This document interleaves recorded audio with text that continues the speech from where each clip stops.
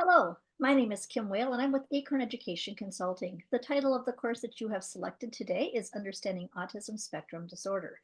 On this first slide, you'll see a couple of things that are going to be important to remember. There's an email address there. There's also a phone number. Those are good ways to get a hold of me should you have any kind of questions as you're moving through the course. Now, you will just listen along. We'll listen along to the end. What you'll need to do is if you are in a center-based program and somebody else has paid for your training, do make sure that you share the person who's paid for your course so that I can find you in the receipts because it'll have their name on there instead of yours. All right. So how are you going to be successful in your class? You're just going to listen along. Occasionally throughout the session today, it is going to ask you to stop and put some information down on paper. Now you can do that electronically, so into an email. You can do that on a Word document. You can use a Google Doc, but do please remember to actually share it with me. Very often those get stuck in the system. So, and again, you can just feel free to pop it right into the body of an email. Again, I don't need anything real special there. Bottom line, I want to see that you actually learned something as you went through. What was interesting? What got you excited? Maybe what was something new that you learned? And then was there any takeaways, an action plan, something that you're going to be watchful or thoughtful about as a result of attending this training? All right, I will be turning paper. I apologize for that. That just makes sure that I get to all the content. And I hope that that's not too frustrating. It will save me a lot of editing on the other end. So please forgive me for that. So let's go ahead and talk a little bit about understanding autism spectrum disorder. So the first thing we have to do is really talk about what is ASD? And so we are going to break that down. We're going to talk about that in a variety of ways today. We are going to do that starting by an objective. So our objective will be that you will gain an understanding of autism spectrum disorder. Again, you will very, very often see this diagnosis as just labeled as ASD. So A for autism, S for spectrum, D for disorders. And we're going to really define ways to support children with autism in their early learning program and then your role to their success. I don't think that we can dig in much further than here without saying that very, very often the children that we are working with are not yet diagnosed. We maybe suspect that something's going on. Maybe we have some concerns via some behaviors. Maybe we have concerns via development. And the bottom line is we are not out there to diagnose children. That is all about children attending specialists. So before we even dig into the content, if you do have a child that you are concerned about their development, you are concerned about a child being successful, here in the state of Minnesota, we have Help Me Grow. So Help Me Grow that's through the school system. So you're going to call the Help Me Grow phone number. We will get back to that towards the end. Otherwise, you can Google Help Me Grow, and you're going to send in just a very basic information, child name, how to get a contact with that family member, and then what happens is a phone call goes out to that family member, and they're going to say, "Hey, your child was basically sent in for evaluation." Parents do have the option to say no, thank you, absolutely every time, and that is why when we see several months go by and we're still not seeing anything get better, we're still not getting a lot of parent support, we still have those same concerns, that we do reach out again and just say, hey, something's still happening. Can we see if we can try again? So just know that that is an option for us. Very often it is confusing, and early educators believe, directors believe, center-based owners believe that we give that information to the parents and the parents call it in. That was changed quite some time ago. And the reason that they changed it to having the educator call in is because parents are tired. They're overwhelmed. It just doesn't happen. Maybe they don't really want to get a diagnosis. Maybe they really don't want to hear about negative stuff. And so they just don't make that phone call. So it's again, we're considering us reaching out and then having that phone call happen on the other end. And even then, sometimes it's really, really hard to get that. So again, we're here today. We're hopefully going to talk a little bit more about what ASD looks like, and then how can we get some of those supports. All right, rolling to the next slide. So what is ASD? So autism spectrum disorder, ASD, is a developmental disability caused by differences in the brain. People with ASD often have problems with communication and interaction and restricted or repetitive behaviors or interests. People with ASD may also have different ways of learning, of moving, or paying attention. It is important to note that some people with ASD might also have these symptoms, but for people with ASD, these characteristics can make life very challenging. Again, this is a perfect opportunity to stop for a quick second. We often do not have a diagnosis. These are little tiny people that we very often are working with. We know that early intervention makes a big difference for young children. It helps them to get off on the right foot. We used to say, wait, let's see what happens. We do not recommend that anymore. We do recommend that we get children in and get them assessed as soon as possible. Some people would tell you you can do that in early infancy, even, that there might be some things. Um, but very, very often we wait for that diagnosis. But again, as early educators, very often we are pretty early on going, hey, something's different here. Something's a little off. And again, we want to make sure that we're planting those seeds as early as possible to help children get that early intervention. By the way, this particular let me try that again. This particular definition comes from the Center for Disease Control. You can Google that yourself. This one I felt did a pretty good job of just kind of explaining it in a pretty short amount. So when we look at ASD, um, where are we going to find out more information on that? So if you are talking about any special need, you likely are going to look for diagnosis in what we call the Diagnostical Statistical Manual. We are currently on number 5, oftentimes called the DSM-5. Okay. Um, I will share that I'm a parent of a child with special needs. I do have a child living with ASD. So there's a little bit that I'm going to share that is likely going to be parent hat and a little bit versus instructor hat, because those look very, very different. Perspective taking. Um, when I'm wearing my teacher hat, my caregiver hat, my educator hat, I might feel one way. When I'm wearing the parent hat, that same information might come in a little bit differently. So when we look in that DSM-5 catalog, one of the things that we're going to see is that ASD is broken into 2 parts. And the first of those parts is really a child having problems with their communication and social interaction. The second part of that is they oftentimes have restricted or repetitive patterns of behavior or activities. Now, these are kids who sometimes literally line things up. So a car, a car, a car, a car, and they get caught often doing that. A marker, a marker, a marker, a marker, lining things up in a particular way. If somebody came by and took that stack of markers and asked if they could just turn one this way, that could cause a big tantrum, even a meltdown. And so, that need for that repetitiveness, that need to be able to have that same cycle of play. And so very often we start to see that early on. To be diagnosed with ASD, a person must have symptoms in both the communication and social area, as well as that repetitive behaviors area. Again, it should not be a simple diagnosis. Not just anybody can diagnose a child with autism. And as a result of that, one more reason not to wait. It can very often take a great deal of time. Once you make that phone call, once you check into that online tool, before you even get on the schedule. And we're saying 8 to 12 months is pretty typical, just to be seen for assessment.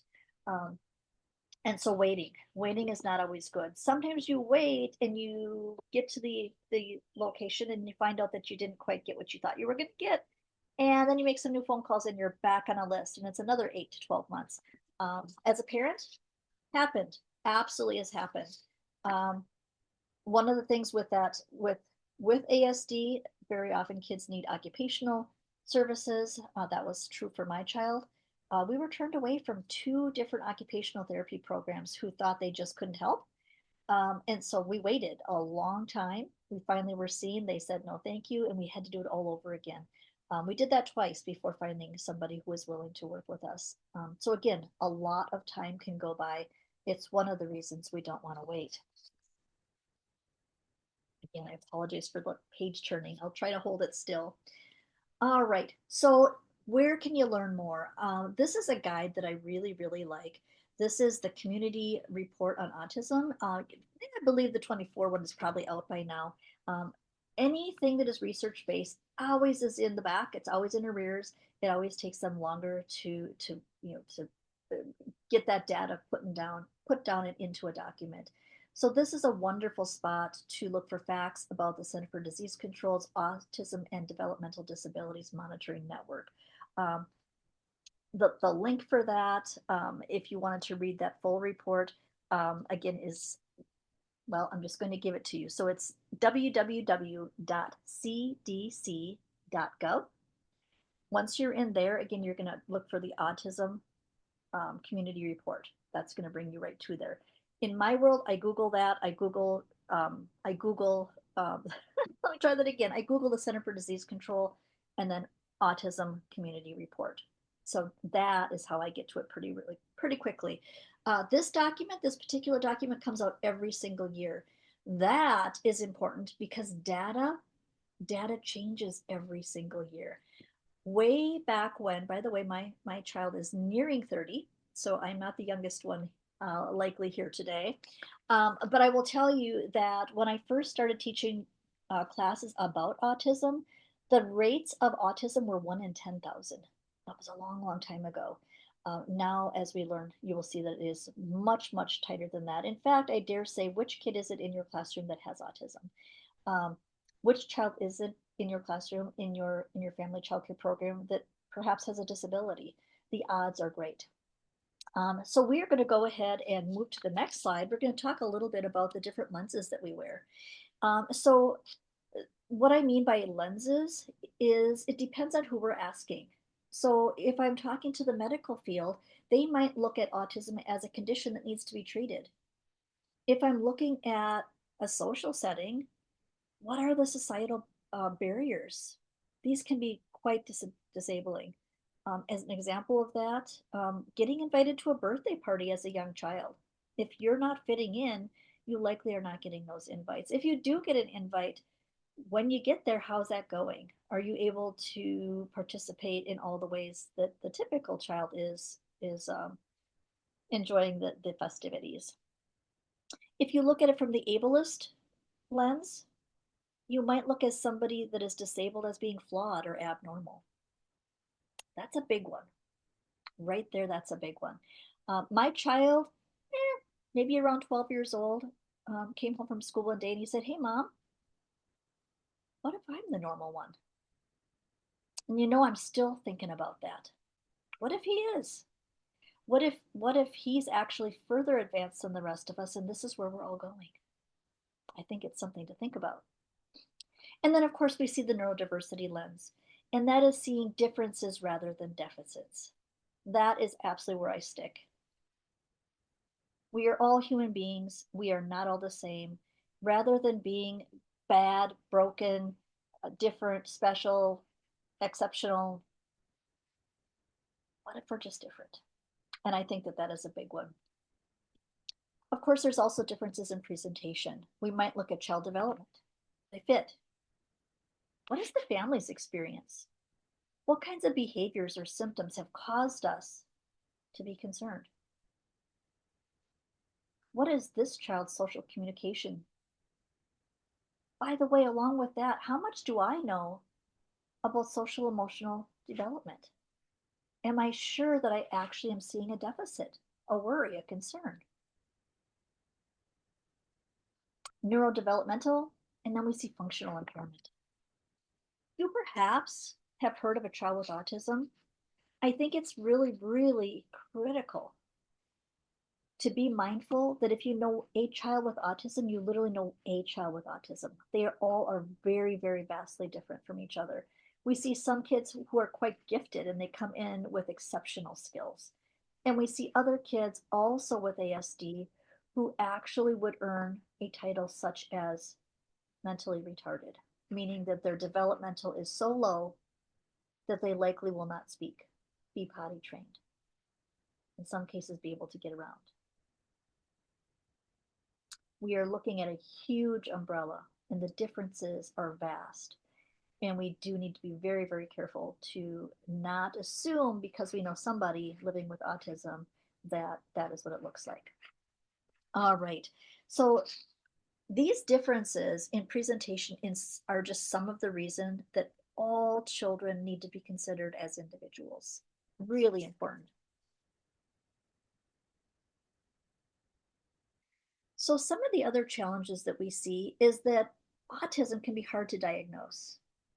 Here's just a couple of little blurbs that I've heard in the past. So he has a funny thing he does. And again, I have already mentioned this one. Let's wait and see. So for my guy back in the day, we had an added concern. My guy was born 2 months prematurely.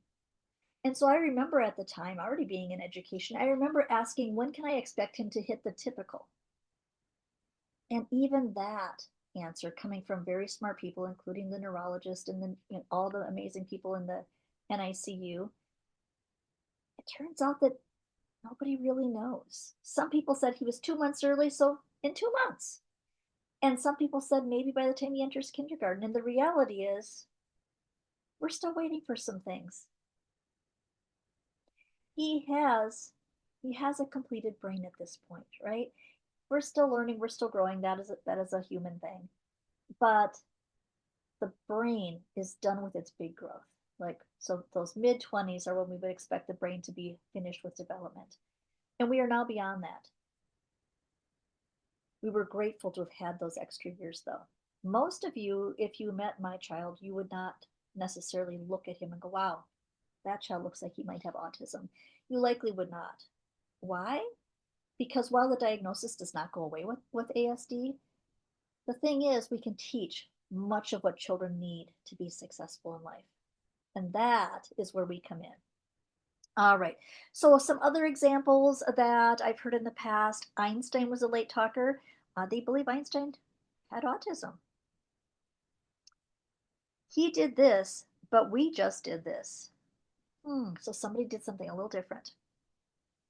If you just say it is this way, you will get a response. I had a cousin that didn't talk until later and he grew out of it. Oh, that's a big one. So somebody in the family had something, they outgrew it. Now, that might be true of things like ADHD. Some people continue to live with that, but it is true. Some people can outgrow it. ASD, not the case. Rather, we're literally just giving life skills that help them to be successful. If you haven't heard it yet, early assessment is the key. So again, Help Me Grow is one of those groups. Helpmegrowmn.org is where you're going to go to look for more information and or to place that information to get a child onto a list for assessment. It is my understanding that that goes to like the cities, the Twin Cities, um, and that's like the house that takes the calls, that, you put it that way. And then they send those out to the different 87 counties and specifically to the school districts in those areas. And then it is the school district who will reach out and try to schedule an evaluation. Very, very often, those evaluations do happen in the childcare setting. So those, while there might be a home interview, by the way, there's paperwork for everybody. And to that, we just have people that are with that child fill them out because different relationships offer different information. So it likely is going to come to the child care program. You guys are going to fill that out. The parents will also fill one out. I remember when going through it with my son, my husband and I both um, were asked to fill them out, and we had differing answers. And I think that it just helps to paint that picture. Um, Another thing, so if we look at Help Me Grow, again, that is through the educational system, through the school system. By the way, that is free. That is free for all children. You might also look in a medical way. So a medical way to get a diagnosis would be a place like some of the bigger hospitals will do those. Fraser Center, it's Fraser, Fraser.org would be another place to go in a medical way. If you have insurance, that is a wonderful way. Again, the wait is longer that way. Yeah, the wait is longer. I think it's very often once you've been through the school gives you an IEP and starts services, but they're not giving you the diagnosis. To get a diagnosis, you're likely going to have to go grab that in a medical way. So places like Fraser. So what I do or what I recommend that you would do is if you have a concern, if you can get the parents on board, reach out to Help Me Grow as educators and then have the family reach out in a medical way. So again, Fraser.org they might use. Other ways they can certainly look into some of the bigger hospitals to do that as well. Um, if a child has a big enough, literally concerned, like we have enough deficit, likely they will qualify for state services. In order to get that, they must have that medical diagnosis first. Okay, I know that's a lot more than most people need. But some people are at that level and they came here hoping that they could get a little bit more. All right. Um, in your course materials, there is a couple of videos. You're going to see them right here. You're not going to access them. Wow, my tongue. You're not going to access them here. You are actually going to go back out to your handout that had your link to start your course, and you're going to see there's some links attached. So the first one there is an observation. We see twins. It's Nathan and Ben. They both are 1 year, 7 months. And one of them is presenting with some ASD symptoms. So I want you to give that a look, comment. This is a great place to start. We didn't talk about that reflection paper yet, other than where to send it. So again, you're going to respond as you go along. Watching the videos is a great time. So what brought you to this particular training? Why did you pick it? Might be a good start of your reflection paper. What did you think of these videos? The second one there is Early Signs of Autism. It's by the Kennedy Krieger Institute. And I think that one does a really good job too of just kind of letting us get a glimpse into what that looks like. So that first video, the Nathan and Ben, is about 2 minutes in length. The second one, the Early Signs of Autism, watch that video up to a 7.56, so just under 8 minutes. You'll see that video is about 9 minutes in length. You do not need to watch it all the way to the end. So again, with that second clip, you're going to stop at the 7.56 mark. Now, after you've watched both those videos, I want you to kind of come back and put in your reflection paper, what are some of the key differences that you notice in the two clips? Okay, so pretty open-ended, but stop here, take a second to put something down on paper, put something in your electronic tool, whatever that looks like, and then just come right back and hit play again. All right. So I wanted to take a minute, again, assuming you're back from that little bit of reflection writing, and I want to talk about some of that Minnesota data. Again, I'm back a little bit. We're back in the year. What did I do? I went back to the year 2020. So we're always back, always in arrears. So we see Minnesota data, so very specific to just this state. We'll look at some federal data too. 1 in 34. So if you have a class of 20 preschoolers, what are the odds that one of those children has ASD? Or maybe you have 3 kids with ASD this year, and maybe you won't have one last year, or you won't have one next year. So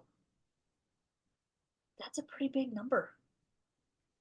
When I think about that, sometimes when we have a child with ASD in our program, we think we're not skilled, we think we're not trained. We think it's too hard, we're worried, we're not sure if we're doing the child the best service. Here's the thing, nobody knows exactly what to do. There isn't a different place that's going to do better, likely. We're it. We have that relationship. It's likely, if we can help to keep that child in the same program, that likely is going to be the best thing for this particular child. All right, so 1 in 34. So that's really important. Now, they did their data looking at 8-year-old children. Why did they pick that? Because most children are diagnosed by that age. Would it be good if we diagnosed earlier? Yes, we've been talking about that. So early identification is better. By 8, most kids are coming in with being identified. So that is where that's coming. You look at the little data there. If you're kind of a data person, you can see that there's some other states listed there as well. You'll see California way up, right? 4.5%. So if you're a data person, there's that for you as well. 32% of children identified with ASD have an intellectual disability. Okay, so 33. So almost a third of these 1 in 34 have an intellectual disability, so cognition challenges, a deficit in development. Boys continue to be 4 times more likely than girls to have ASD. I think that is incredibly interesting. That number, 4 times more likely for boys, was the same and has been the same all the way along. So way back when, 1 in 10,000, 1 in 68, it's always been the same, that 4 times more likely to have ASD. I think that's still really, really important. I think because we still don't know what causes autism, I think that is a piece that I find especially curious. What is it about that? Um, yeah, well, so we'll break into that a little bit later here. So again, there is no definitive cause for ASD. However, multiple sources, um, as far back as 1958 to current, have concluded that vaccines do not cause ASD. I want to make sure people get that because holy man, as I was raising my child, we went back and forth and back and forth. Get a vaccination, don't get a vaccination. Do it, don't do it, do it, don't. And the new studies came out and other studies came out. And here's the reality: the person who originally, way, way back when in 1958, had to remove all that information. It was incorrect, it was wrong, it was made up at the time. Um, it has just kind of stuck. People still worry about that. And so, unfortunately, we've had some children now choosing, or parents choosing, to not have a child vaccinated. And we're seeing a lot of other things come back, such as polio, another thing I would think most of us would not want our child having polio. Um, but it's back. Measles, mumps, rubella, back. So, anyways, all studies are saying that vaccines are good for our children. They keep kids healthy. They do not cause autism. Um, so, anyways, again, debunked. Um, for many, many years, I just said, go do your research. And the fact is, we now know that this is fact. And so I am being brave and stepping out and just saying, it is not vaccines. Is it something else? Yeah, for sure. Do we know what is causing autism? We still do not know what is causing autism. All right. Let's take a peek at the next slide here. So here we just see a little bit more of that data of more children in Minnesota are being identified with ASD at an early age. And part of that is this: getting out in front of people, giving information that is critical, telling them why we don't want to wait anymore. And so as we look at this data, we see children who were age 4 years old were 1.5 times more likely to be identified with ASD by 48 months of age, so by the age of 2, than children who were 8. So are we getting there? Yeah. Are we getting children diagnosed sooner? Yes. Is that a good thing? Absolutely. Again, we want to send them off hopefully in kindergarten with more tools, right? Knowing what to do, knowing what to say. If they communicate verbally or not, if they don't, what other kinds of tools could we already be processing that this child can know how to use before we start to school? So again, Minnesota definitely getting better. We are a little bit ahead of the pack. That is good. Um, and again, very, very often part of that is because we do have things like Help Me Grow. And it's because, again, because of each of you knowing that we can make that phone call to get something started. We're also going to build that really good relationship with our families. If you didn't hear it earlier, we do not diagnose children. We do not guess. We do not share that we think a child has this, that, or the other thing. Rather, if you're going to share a concern with a family, share it from a developmental perspective. What is it that you've been working on at the program, and what is it that you're still not seeing? This is where it's a perfect time to reach out to the family and ask, what kinds of things um, are you doing at home? Maybe we're not doing it right. Maybe the families have figured things out that we don't have. Maybe they have concerns too, and they just haven't shared that. And in some cases, they just don't know yet. They haven't noticed that there's a concern or a deficit. And in some cases, they hear from others, not always their childcare professional, but sometimes from a different family member. Um, and honestly, that doesn't go in as well, right? It's tough enough to keep family, and sometimes we actually share information without the right data. So again, um, if you're going to share a concern, back it up with a developmental milestone, something we would expect this child to be able to do that we're not hearing. Speech is a great one. Sometimes we see kids who just are not picking up speech, period. And we try to do that weight thing. It's like, no. um, if they're not doing the ba ba ba and the ma ma ma, if you're not getting eye contact, if If they sit with the toy but don't play with the toy, those are signs, right? Those are some of the things that we get concerned with. All right. So now let's move to this next slide. As a parent, one of the things that I strongly believe in is that very often when we see our child not developing successfully, not developing at the rate that we thought that they would, we start to lose some of the dreams that we had. And those dreams are well set. Those dreams come from that moment, maybe even as a child when you decide that when I grow up, I'm going to be a parent. Sometimes it's when you see your child for the very first time and you're already going, and they are going to be this, they're going to have this particular job, and they're going to have this family, etc., etc. And then as they start to grow and develop, maybe we start to see that there's some concerns. And so that brings me to the 7 stages of grief. Um, Depending on, there's a few varieties of these grief charts. I think that for some parents, it absolutely is that shock of hearing that maybe there's a concern. And very often along with that shock of hearing, because that isn't what they were expecting um, from us, very often those next two get us. And we literally, that comes at us. So sometimes we hear denial. Absolutely not. What are you doing? Did you get your child care license out of a Cracker Jack box? I mean, seriously, people are like, no, no, no, no, no. And they also get very upset with us.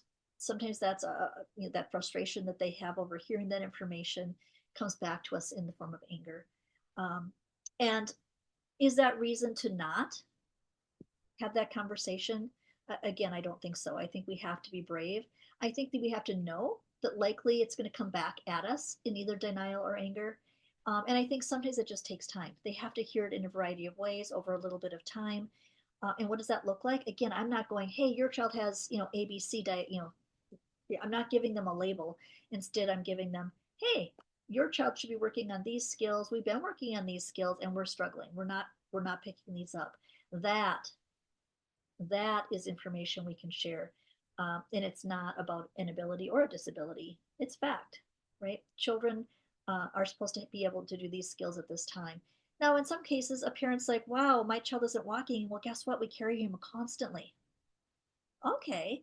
Well, if we know that a child's supposed to be practicing walking, then usually this discussion brings us to let's practice more. You practice more walking at home. We'll continue practicing walking here. We would hope your child would pick it up really quickly. And so then when we don't see it, now we've got a developmental concern, right? We've all tried really hard. It still isn't happening. So again, the 7 stages, I think are important to just know that they can happen. I think this is a really big point too. So with grief, you can bop around back and forth amongst all 7 stages. Right? Maybe the shock goes away. I don't know. Maybe it doesn't. Right? It still sits there. But you go back and forth. You have a couple of good days and you're starting to feel good, and then the phone rings and you go right back down. Or you're thinking things are getting better, and then somebody tells you something, and it just brings you right back to that place again. So I really think that it's important to just know that this could be happening for families. As a parent, I can assure you, I bopped all over this chart a variety of times, and I was the educator.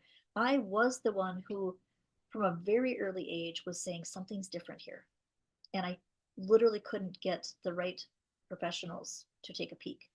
And it took us a while, even with me pushing up. By the way, I did not know about Help Me Grow back then. Um, there was another program along with that was called the Follow Along program, I believe it was, and that followed you home from the hospital. Well, here's the thing: I had my child down in the cities, different county, different district, different hospital. There was no connection there, so they missed that as well. He did get extra services because he was a preemie, but still, boy, I go back and I read stuff in that medical record, and boy, it just to me is just blaring ASD now. But the fact is, we're still learning. We just literally didn't know what we know today, and I think that is important as well. So, have you seen any of these stages when you voice concerns with your families? While we look at these stages again, I just want you to remember that you can bop around. You can come back to it. You can move forward. You can stay in a place for a while and then move. Just know that it's kind of a personal thing. And for every person, they might react or take that information in differently as they move through their stages. Many children living with ASD also have anxiety. So, anxiety affects lots and lots of people with ASD. It can be caused by not being able to make sense of things going on around them. And it happens when they feel misunderstood or unaccepted by persons that are not living with ASD. Um, Sometimes I feel like I'm jaded in the pieces that I share because it's been my perspective, and so I oftentimes am going back to try to back that up with some critical information. I think it's really important when we see a child who seems to be struggling, is that we always think about the fact that we're putting on a detective hat. So, what could be the cause of this? Is it a change of routine? Could it be an expectation that the child thought we were going to do something and then it didn't work that way? Could they be struggling to identify, to understand, or to manage their own feelings? Is this room too bright? Is it too noisy? What would happen if I offered a quieter place? What would happen if I offered something like a fidget, something just to kind of tune out the bigger world and bring them back here? Um, I have a drawer here. Normally, I open my drawer here and share a few things. I'm just going to grab this out. It happens to be a small fidget. Depending on ages and stages, this one's not that big, so be careful, who you give it to.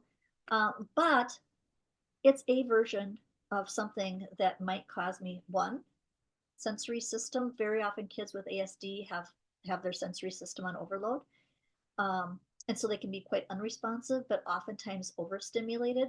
So something like this to kind of take the entire world and bring it down to this focus of look at this, huh? Right? Touching it, feeling it, focusing on it can actually be calming. Um, Another one I've picked up recently, now this is good for preschoolers, probably not for the younger set. This particular one, I don't know if you guys can see it, it's called a Needoh, Needoh. And what I like about this, it is like playing with Play-Doh, but it is a cube, it is self-contained. Now watch this. It is something that is squishy. It feels like you're playing with Play-Doh. It gives you a little bit of that heavy work if that's something that is helpful for your child. Again, I've squished it into a little blob. It pretty quickly turns itself, we'll let it sit here for a second. It pretty quickly turns itself back into its cube. It does take a little bit of time. A little bit. So I have had somebody tell me that they did have a student break it open. So like they chewed it and bit it off. But they were a child who was putting things in their mouth. So again, probably weren't the best fit for this particular product. By the way, this is found on Amazon. I don't remember, around $10. It's not super expensive.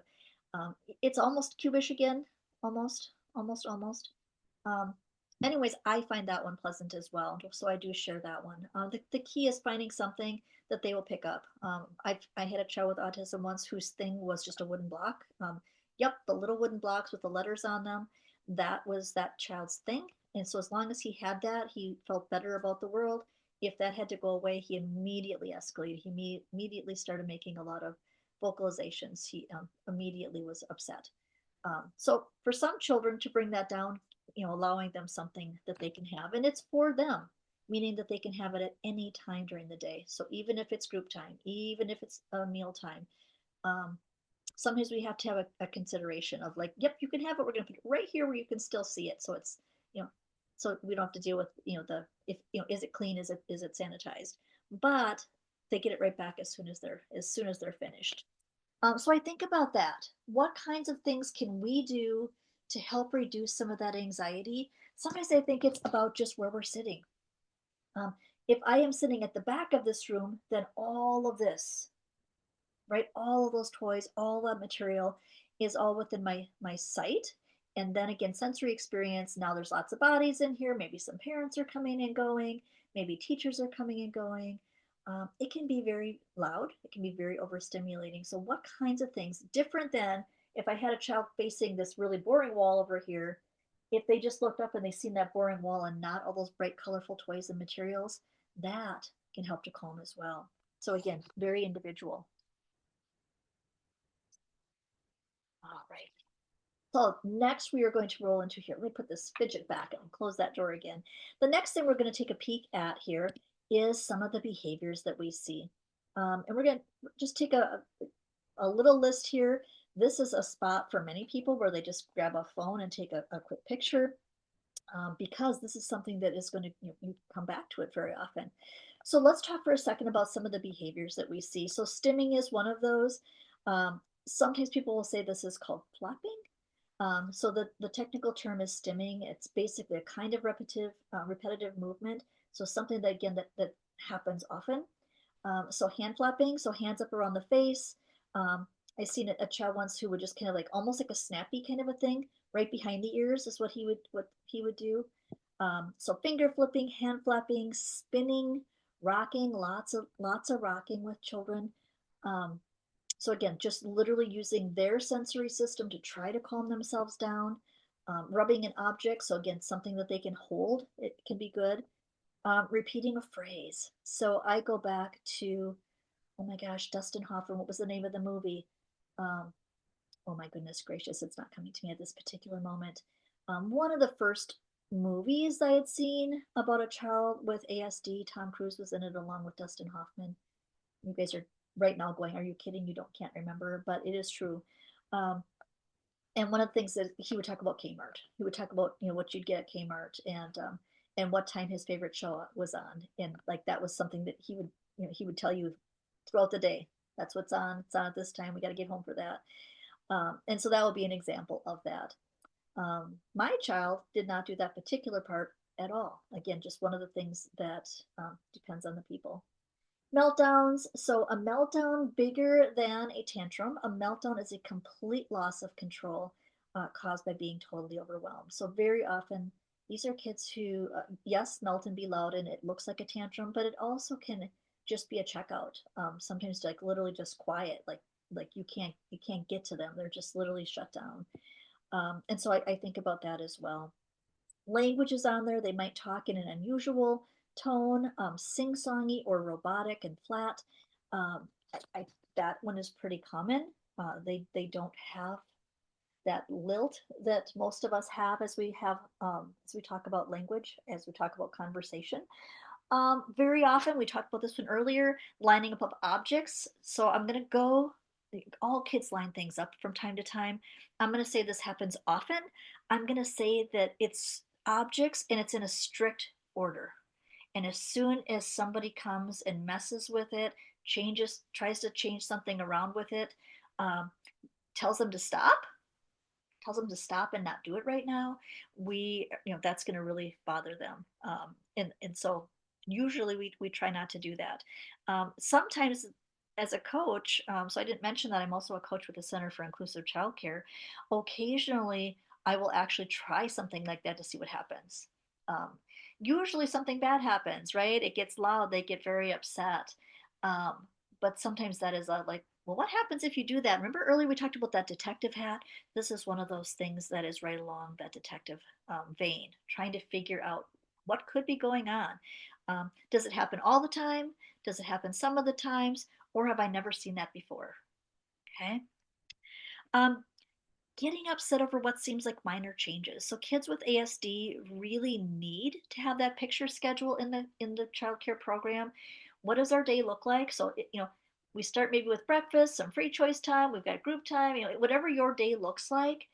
Consistency of routine is incredibly important. If a change needs to happen, talk about it earlier in the day. Remind them that something is coming, or maybe something is maybe going to happen, such as weather. If snow comes and we didn't expect it, that might look different. We might have to do something different as a result. So planting that seed as early as possible is good. Um, Next bullet, focusing intently on parts of an object. So I've seen kids who will pick up a car, turn it over, and just play with the wheel and spin it, spin it, spin it, spin it. I've seen my guy back in the day used to put hands fully out to the side of him and he would just spin. And he might spin into a variety of kids and they'd be crying, and he was super unaware that that's what was happening with that. Um, so hair of a doll, I've seen kids actually like the teacher's hair. Um, so every child is different. I had a child who would sit next to, not on, but next to a sit and spin. That's the old toy. You used to have a little hand and you'd sit on it and you could turn yourself around and around. This child would sit next to it and just spin it. and it was incredibly loud when nobody was on it. So it would drive kind of the rest of us a little bit crazy.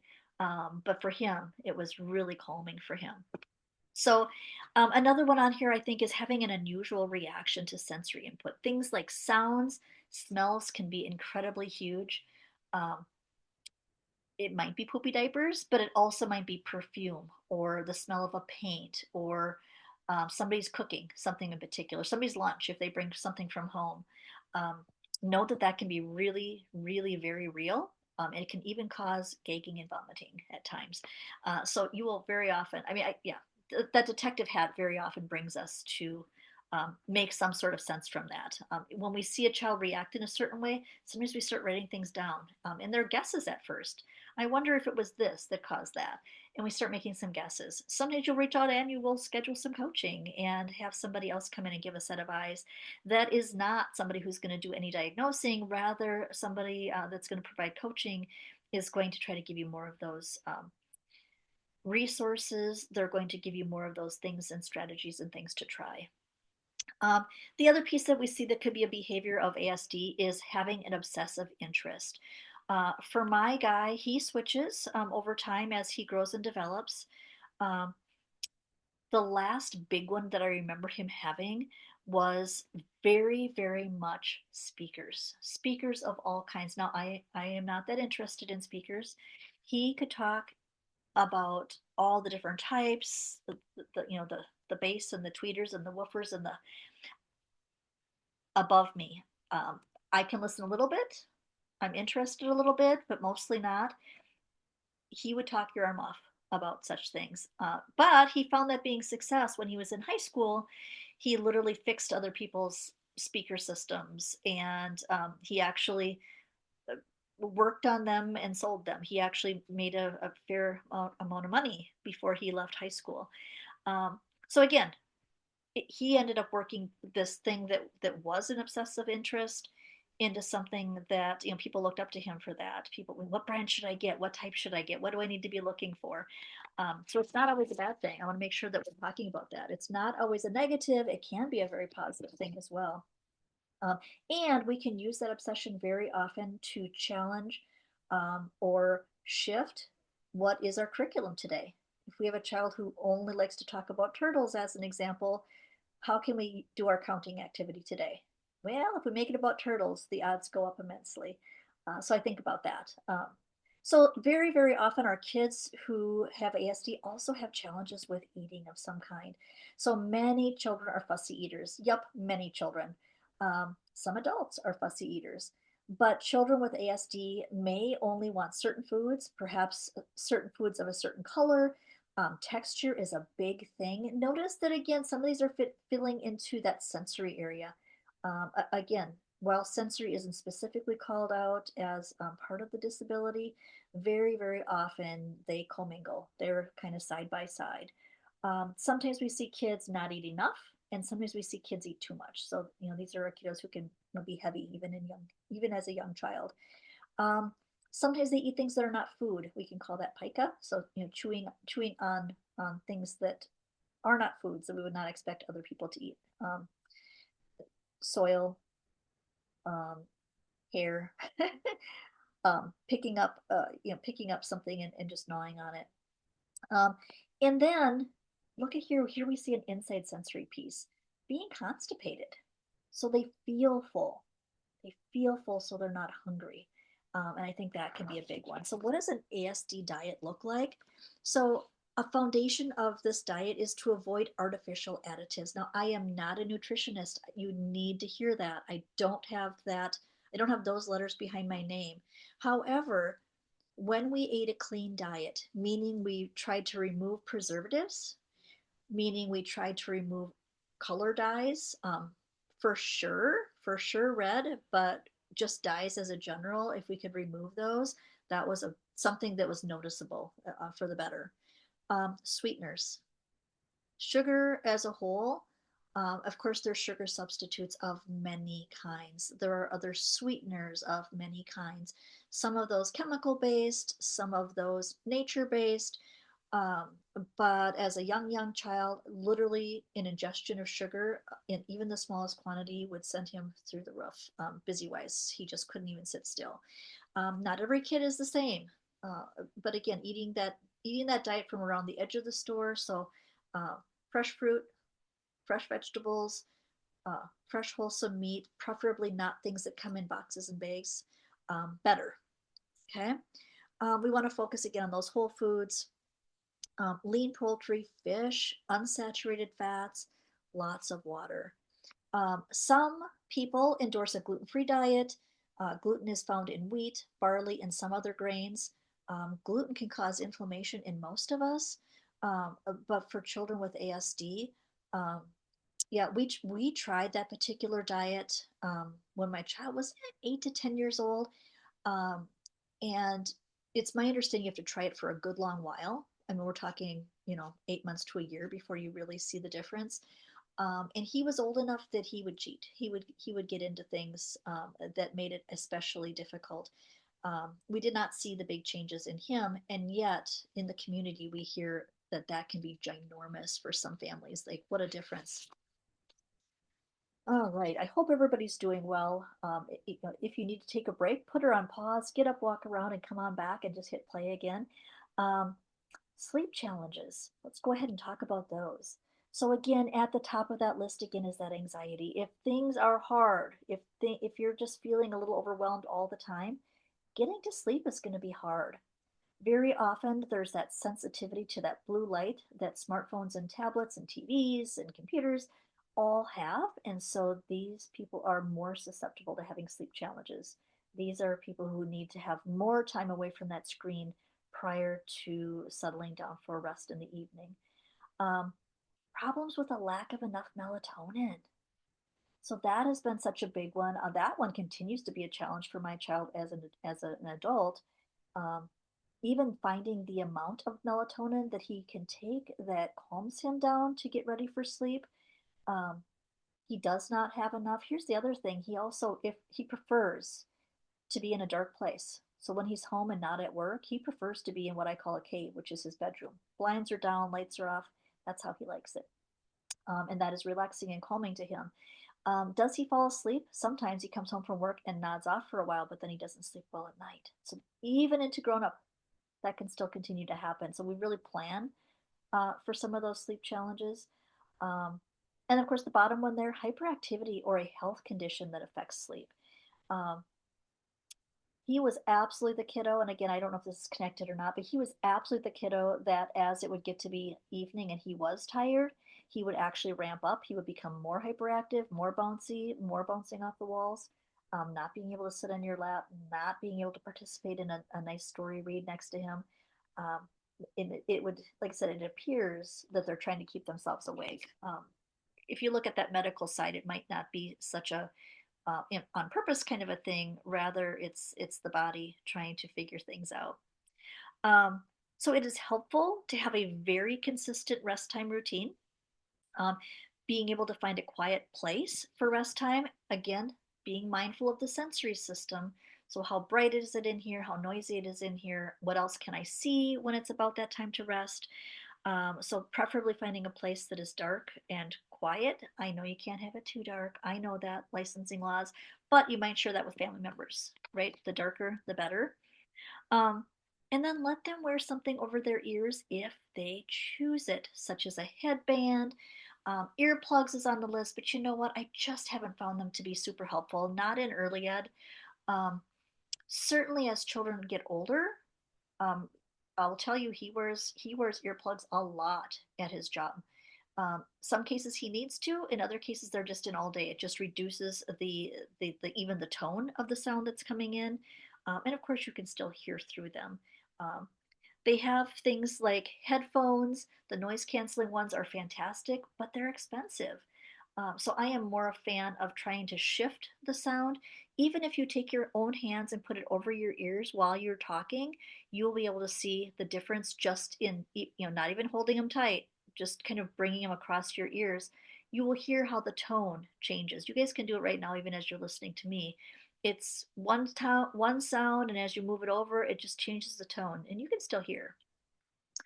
Some other characteristics that children with ASD see: delayed movement, language, and cognitive skills. Some of our kids with ASD have seizures. My child was tested for that at some point. I don't remember exactly when. And it was due to his behaviors. It was so he was definitely in the school system by then. Probably kindergarten, first grade-ish, somewhere in there. And he was determined not to have seizures. But they said that some kids can have these really short, quick little seizures, and you might even miss it. And so we didn't think so, but we tested it anyways. And in his case, he did not have that, but it is on the list of things that are characteristic. Gastrointestinal. Let me try that again. Gastrointestinal system symptoms such as constipation or diarrhea. Sometimes switching from one to the other. Constipated and boom, now you have diarrhea, and so kind of that irritable bowel kind of a thing that's happening. Um, Here that falls back up into that anxiety piece: excessive worry or stress. It is critical that we teach our little people how to reduce some of their own stress. Now, when they're really young, they count on us. We have to figure it out. But then once we figure that something is working, we need to teach the child how to seek that same thing on their own. And again, they can learn to be quite successful. Um, they sometimes have an unusual level of fear. So either higher than expected or lower than expected. Sometimes we watch kids like literally run into the danger, and other times the danger is literally coming and they just stand here. So again, they do need that adult support to help them learn that this is a big scary, and we're okay. We can figure it out. Um, Unexpected emotional reactions. Sometimes we watch a child getting in trouble and they laugh, like literally laugh at us. We want to be really, really careful that we're trying to find out where that's coming from. Like, is that a nervous thing? Is that an anxiety thing? Um, Very, very often, developmentally, it's not something that they're doing on purpose. I will tell you, as a person who does not have ASD, when I would get in trouble with my mom, in particular, when I was a child growing up, she would look at me and she'd say, "Take that smile off your face." And I remember laughing. And I couldn't do anything about it. And then I would get grounded for a day or two. And she'd be like, "Stop it." And I would like literally just keep smiling, and I couldn't make it go away. And believe me, I wanted to. That is a very real thing. Google, do some research on that. I can promise you, I did not want to get in more trouble. I did not want to get grounded. And I had no control over that. And so I do try to share that with people too. That is a thing that really can happen. So here's another piece that is very often a challenge: making friends. I will tell you that when my child was very young, people came and they wanted to be his friend. It was hard to keep them though. He would make a social mistake at some point. He would want to only play, what he wanted to play. He wouldn't be accepting of playing what someone else wanted to play. And so we want to support children in what to do. What do they get to do? What can they do? You're hearing me not say no, stop, don't. You're not hearing those words. You're hearing, what do we get to do? How can we do it? What else do we think we could figure out? You're hearing me being very, very positive. Very often, when I see a relationship that's just starting to blossom, I will make sure that I'm extra near, right? I'm going to teach all of the children how to be kind. And that way, what happens when we see a child who's still learning or is struggling to make and keep friends, maybe they're still hitting, as an example, and I would hope that it would be done by now. Some of our friends are still learning. That is a fact. So teach them how to interplay. We want to support them in a buddy program. That is really important. So what does that look like? Is there an opportunity to sit by a particular peer that is more flexible via their, um, perhaps via their, oh my goodness, I'm drawing a blank here. Holy cow, their temperament style. Wow. So I think about that. If I am rather flexible, is this a child who's going to say, "Sure, we can play blocks right now instead of trucks," right? I'm looking for that child who can say, "Yeah, sometimes that's okay." And then I can support them through, "Yep, we'll play this today, but then tomorrow maybe we're going to play that other thing." And again, it's going to take that adult support to come across too. All right. I hope everybody's doing okay. We're going to keep plowing along here. Um, we're learning about a lot of things. This might be an opportunity again just to do a quick pause. And at this point in time, what are you thinking about? What kinds of things are sticking? What kinds of things do you need to think more about? Um, are you thinking about a particular child in your program? and maybe thinking that maybe there's something here, in which case, what strategy might you want to try first with this child? Now we'll take a peek from the early childhood educator's position. So very, very often, I mean, I get called in all the time as a coach because the caregivers are feeling overwhelmed. They feel like we don't have enough education. It's really hard to balance the needs of this one child versus the group. Um, Maybe there's a lack of parental support. Like the parents are not on board. They don't want to talk about it. You ask them to do things at home. They're not. They don't seem to be doing that. And of course, maybe you worry about the other children. Sometimes there's literally kids are crying, kids are getting harmed, and I tend to think a couple of big things. Obviously, we don't want children to get physically hurt. We want to be careful not to hurt their emotional systems as well. I am a fan again of teaching the group. So I'm a fan of, and it's starting to get darker in here, but I'm a fan of having this bubble, right? So nobody comes within your bubble. So we teach children about space. Like, I need a space bubble, you need a space bubble. And I teach that to all the children. Some kids need a bigger bubble. If I do that in a visual way, literally showing them, very often I will show my hand out straight. Kids can't see my full straight arm there, but I make this literally move this around in a circle around me. That's all the space that I need when I'm a little person.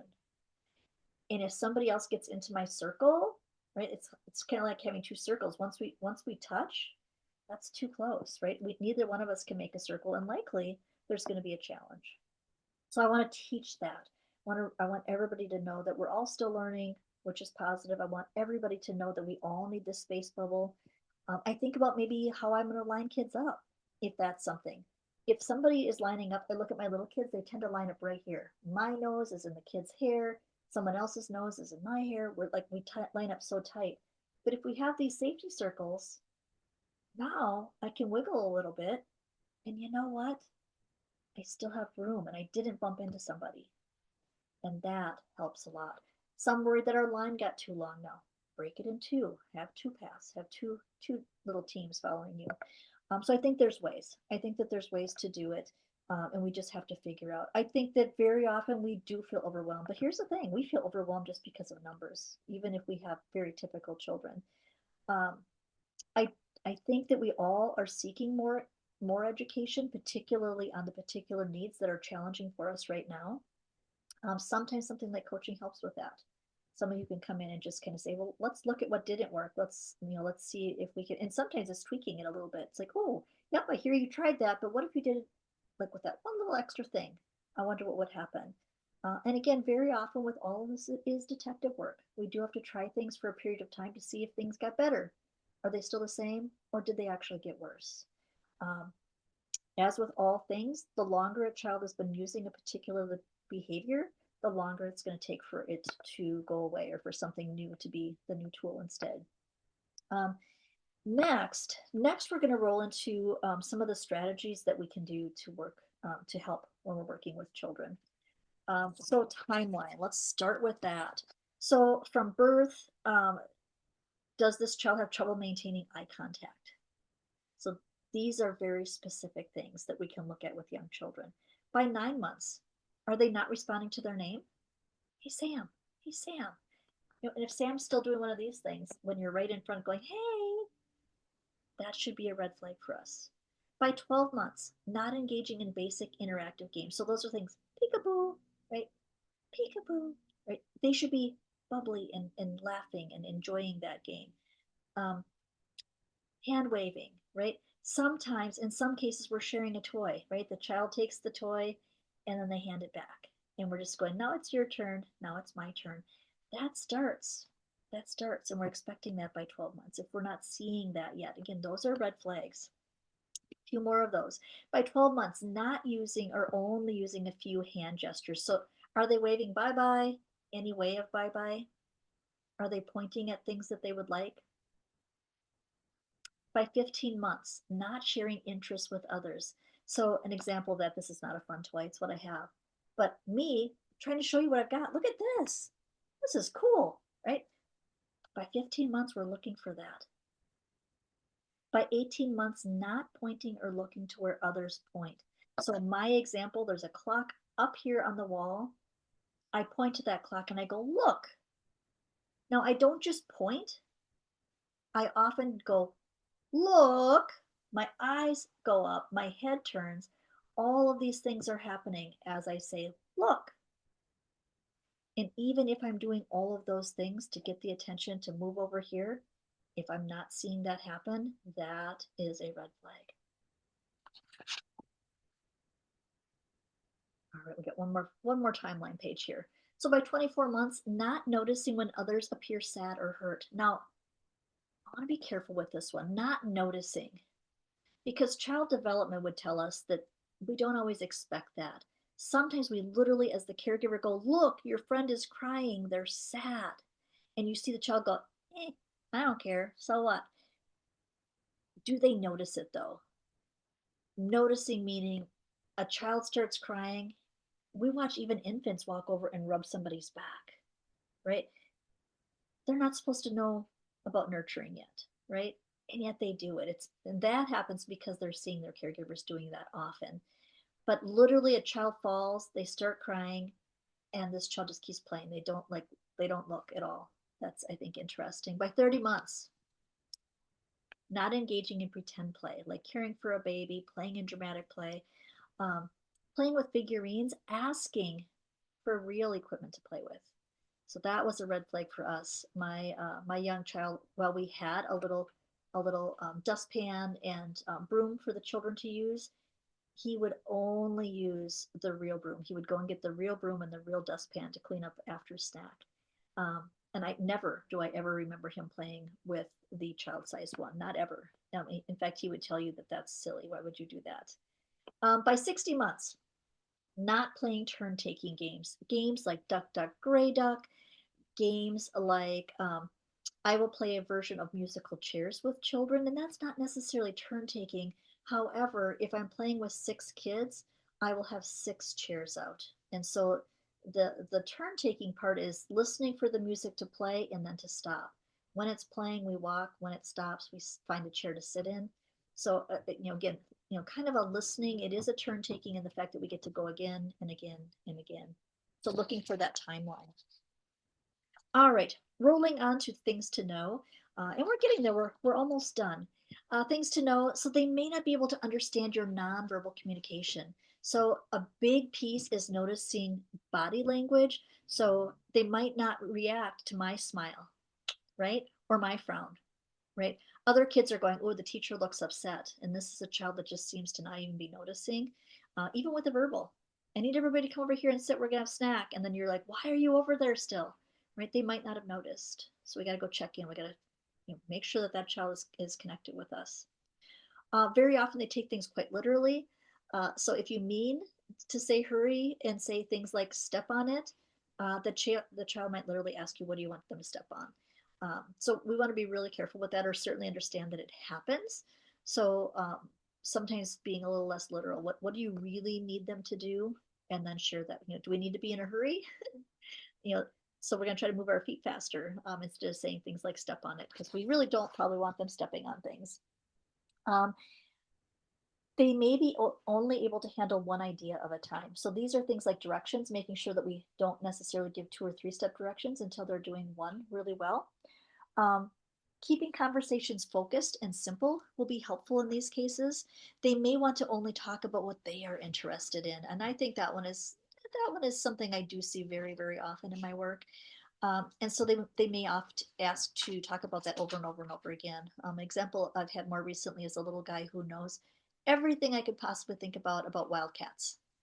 And he can tell you so much information on such a deep level, things that I certainly don't know um, as a grown up. It's just never been my focus. Um, they may say things differently than you do. They may not notice ordinary sounds, tastes, touches, smells, or sights. Um, and you sometimes will hear them like you might just butterfly touch them and they'll say ouch. And that might be very real. So part of that sensory system, we want to be really careful to listen to what they need in their body. Knowing that touch can be physically painful for a young child, we want to just really watch and detective that down. Like what's happening? Was it really loud in here and then this behavior happened? Was it really quiet in here and then this thing happened? Seeing to make as much sense of it as you can. All right, next, let's roll on to some of these strategies. And I think these are good for all children. And it's one of the reasons that, again, another spot where you might just want to take a screenshot. Um, temperament. Temperament is one of those things that I think is always given me more patience. So if you haven't yet, consider taking a temperament class.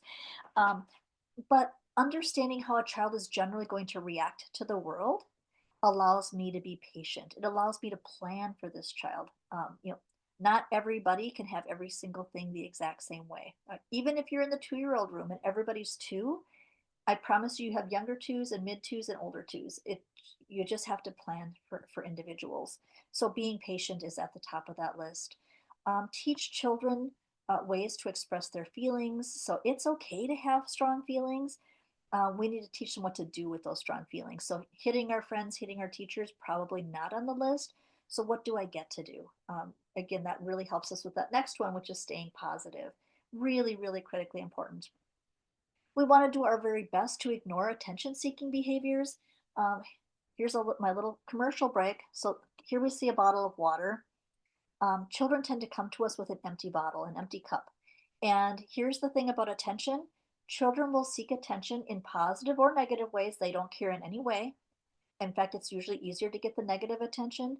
They will continue to seek attention until this water bottle trickles down the side. Once it overflows, they stop seeking attention. Some things we can't ignore. Somebody literally threw a block, it hit a friend, the friend is now crying. Here's what I think we do in that situation. Very often, I go to the friend who got hurt, we nurture them, we make sure that they're feeling better. And then later in the day, when things are calm, I'm going to slide over and just kind of sit, oftentimes not even looking at them, but sitting side by side to them and say, wow, we had a rough morning this morning. And then talk about what we can do better next time, right? Repeat the rule, right? So our cars need to have their wheels on the floor. Did you notice how I said that in a positive way? I didn't say no throwing cars. I said the cars like it when their wheels are on the floor, right? And I asked the child to help me with that. We might talk about the fact that maybe you were frustrated at that time. Here are some things you could do when you're feeling frustrated, right? And give them a list. You can come talk to your teacher. You can set it aside for a little bit. Maybe you could put it on the shelf. Again, whatever works within your rules. But what are the things that they get to do in those moments when things get hard? Interact through physical activity. I am a super fan of giving kids heavy work. The more muscles that we can get children using at any given time, especially if they're escalated and having a difficult moment, the calmer they tend to become. So I think about that. I give an example. If you were at the store and you're pushing a cart, um, I can pretty much push that cart all day, even fill it up. I can still probably push it all day. But if you came into the store and found out that you only had laundry baskets, so instead you're down on the ground and you're pushing it, because that's what we're going to do in my example, and you're now down on the ground and you're pushing it, you're working really hard. You're filling it up and you're having to shop way up high and filling up your basket, and it's getting heavier and heavier. When I do that, almost immediately I realize with more muscles being used, and I mean everything, your trunk, your hands, even your eyes, your neck control, literally your whole body's working a little bit harder. It is through that that calmness tends to happen. So we want to try to promote that in our classroom wherever we can in our childcare program. All right, other things I have on here. Um, yeah, I think that ignoring is really, I'm going to go back to that one. Ignoring is really key. And notice that I didn't ignore it. I ignored it in the moment. I helped the child who was hurt. By the way, remind that child, I'm so sorry this happened. Our friend is still learning, right? So important. We don't have a bad kid. We don't have a mean kid. Um, they're not naughty, right? Maybe they are having a tough day. Maybe they're having a tough moment. In fact, these tough moments I call bumps. It's a bump in our day, and then we can just reset and restart, almost like playing a video game, right? Just hit the play button and we're ready to go again. Um, we all have these moments. Um, Children very often who have ASD also need hugs, just like all other children. But sometimes they need this. Sometimes children need a big old bear hug. And how do I know? These are kids who often like crash and bang into things and other children. I remind them that they can come and hug me as hard as they want anytime. Like literally, they can come grab my leg and squeeze me as hard as they want. I'm okay with that. It is not okay for them to do that to their friends though, because their friends might cry. Their friends don't like it. So what did I tell them? What they get to do, who they get to do it to, right? That's a big thing. Other times, kids don't want to have any touch, and they sometimes will tell you that. Other times, they react, and we know that they don't want it. Um, do they like a butterfly touch, really, really tight, or do they need you to like, actually let people know you're here? Sometimes that's an ask. That's another detective thing. Learn that. Know what kinds of things they like or need. Often they do want that space and they don't want to be touched. And certainly not by surprise. Don't walk up behind them and touch them. Sometimes I've watched kids get very, very upset by that. So know that even a light touch for some children can be painful. It can actually physically hurt them. Um, so again, if the child has the ability to tell you anything, ask them what they prefer.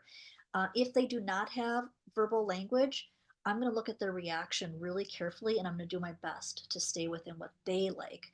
Um, Offer that personal space and never force a child into physical affection. I have never seen, not ever, not even once, have seen that come out as a positive thing. All right, strategies. We want to make sure that we're showing our love and interest. I love you. I love that you come here. You are one of my good friends. We want to make sure that we literally are wearing that face with every child in our program. Learn from the child what they want. Believe that this child is going to be successful. That they're growing just like the other children, maybe on a little bit different level. Um, but I think children with ASD have a hard time showing us their feelings. They still need that love, right? They still need to hear us. They still need to be able to express um, our interest, our caring, and our support in them. Um, that was such a big one for my child when he went to school. Was we had one of his accommodations was that the teacher would greet all the children at the door with a smile on their face, and the teachers thought that was the silliest thing. But the reality was, if he didn't see that smiling teacher, he assumed the teacher simply didn't like him, and that was really hard to go to school if your people don't like you every single day. Um, Better as we've gotten, as we've gotten more information and more knowledge, better would be, again, going back to that buddy system. Find that flexible child that will play. Perhaps try to build a relationship even between home and school, if or home and childcare program if that's possible. For that flexible family, they are out there. Sometimes it's just, but it does take a little bit more work. um, so believe, I want to make sure that we come back to believing that a child is always a child first. Any label that a child has, any services that a child has, are just that. They go behind the name. The person is growing first. Always, always, always. Believe and have hope for children, for who they will become. Um, that was one that I struggled to hold hope at times because it was just so hard. And I will tell you that he is just such an amazing person now. But it was not always easy. It was not always easy holding hope and sticking with programs and doing things over and over again, even though it didn't always feel like it was helping at that moment. Be careful not to define this child by their diagnosis. Even more important, model appropriate behavior. All of the children are watching you all of the time. Make sure that you are understanding that in your day. Make sure that when somebody out there is causing you a little bit of overwhelm, that you are still wearing that teacher hat, that educator hat, and that every child gets greeted with that same positive and engaging way. Remember the characteristics of autism and what you can do to support this child. That is important. Oh, you guys were almost there. Even more important, to get to know this child. What is this child's fears, their likes? What are their needs? And how can I accommodate that in our program? We can't do everything always. We can't make every child's world just the way they want. I so apologize. We've got the Amazon person coming. Oh no, I apologize. Promote a welcoming environment. Provide opportunities for this student and others to develop their social interaction skills and extend their learning. Such a big piece. Teach understanding, teach acceptance. Pair this child with peers who are positive role models. Plan to work more in small groups. By that, I mean sometimes we go to the child and others join us, is a really good strategy there. Be aware that isolation can and does happen. Make every effort to teach the other children that this child still likes to play with them. We just have to find time. Sometimes a break, sometimes a check in. Teach that from a perspective of classroom of kindness. Children with ASD are often bullied. Um, Sometimes they're even tortured quietly. When the child reacts, it is not often in a socially appropriate way. Often these are children who get caught in the act when another child has actually started the problem. What am I saying there?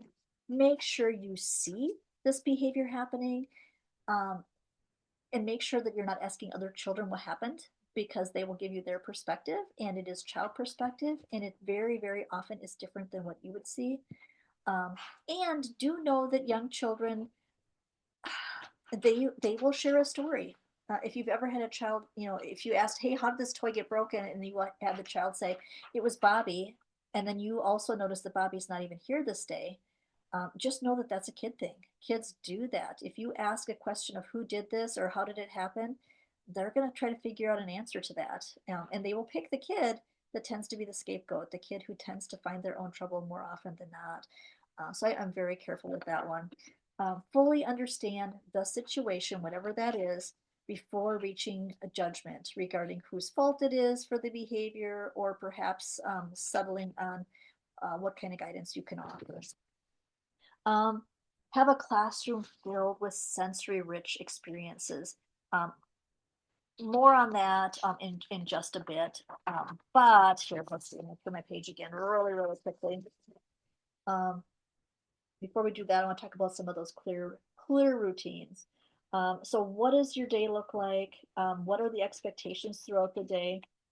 Um, Again, if there is, talked about this earlier, if there is going to be a routine change, make sure that we've come up and sat alongside that child and let them know that something's going to be different. Or even if we think it could happen, so maybe our music teacher is not going to make it today, no surprises. Get over there and say, "Hey, you know what? I heard Miss Susie might not make it today because I heard her car was out of gas." Whatever it was, whatever the story is, whatever you heard, and then make sure that goes all the way down the hallway if you're working in a childcare setting. Make sure that all the other teachers that are working with that child, the director, the substitutes who maybe come in, those floats who move from room to room, and and step in for teacher breaks, etc. Everybody being on the same page is going to make an incredible difference. Consider special seating. So, what type of seating? That might be sitting on a ball instead of on a chair.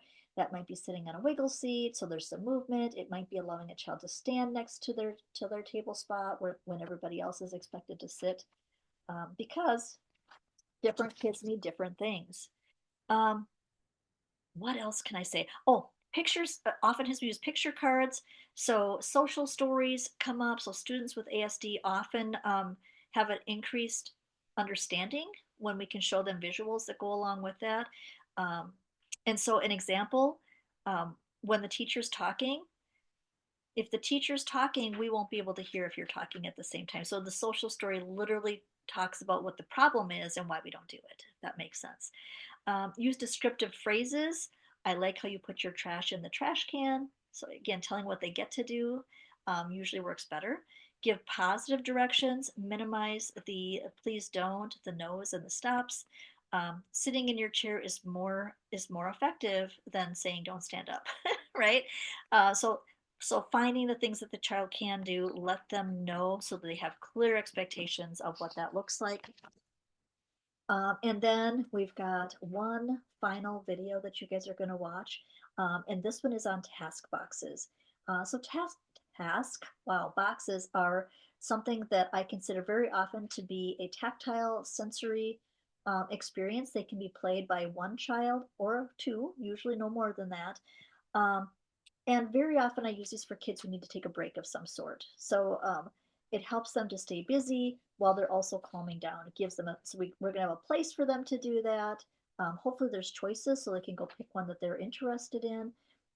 In my world, we should start task boxes with at least 6. So I've pre-thought them out, I've planned them, I've prepped them before I ever bring them to the environment. And that helps immensely. Now, know your kids. So think about things like if this child puts things in their mouth, no matter what age, I have to plan for things that are going to be okay to go in the mouth. Um, are they things that I can wash and sanitize easily, etc., etc. Um, Here for this particular one, again, you're going to find your link on your regular, like the startup page that we started on today. And you're going to begin at the 1 minute mark. You'll see it kind of on the screen here in front of you, that little first little section. You don't need to listen to that. And then you're going to stop at the 8 minute, 10 second mark. So you don't need to listen to the very, very end.